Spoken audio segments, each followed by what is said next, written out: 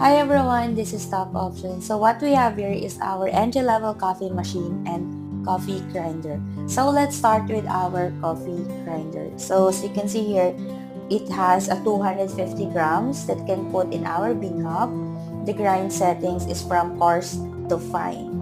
It has touchpad control that we can use for container, portafilter. We can also use it for double and single shot.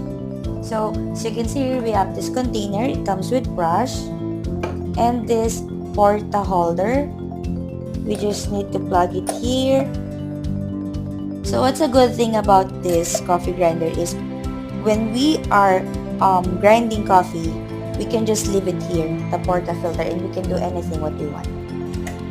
Okay, so that's our coffee grinder. So now let's move to our coffee machine. So later we will show you how to use this machine. So stay with us and finish this video. So here's the inclusion of our coffee machine.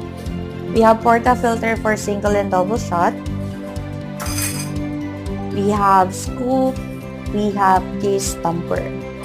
So what's the good thing about this coffee machine? It has 3 boilers, right? 3 boilers. So we have boiler for steam, for PID control and cooling shots.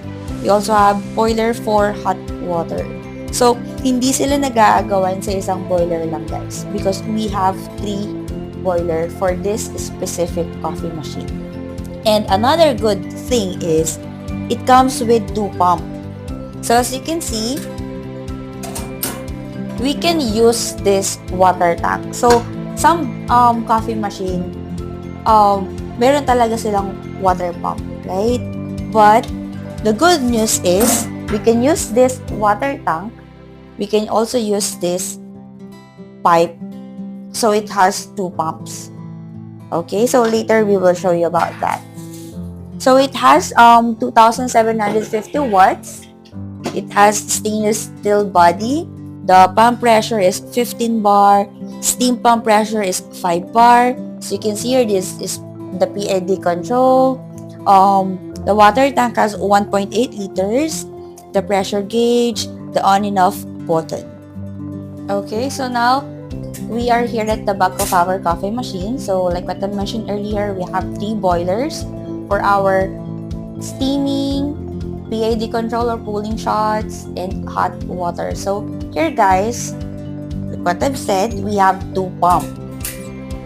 2 pumps, one for our water tank, and second is for our pipe.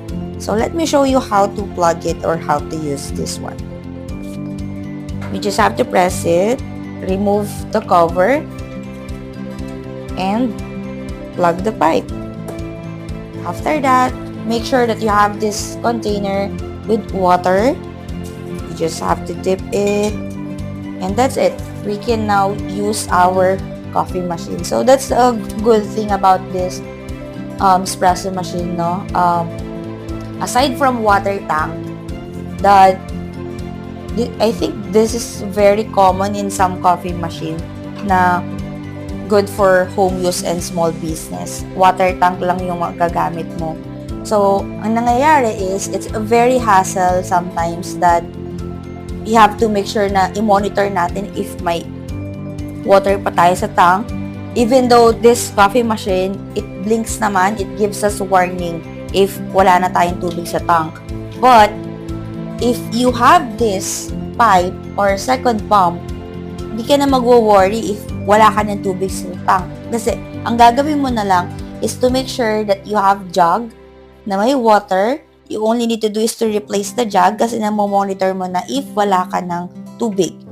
So, I'm really amazed and I personally love this coffee machine because it gives convenient. Aside from it's made very nice and clean,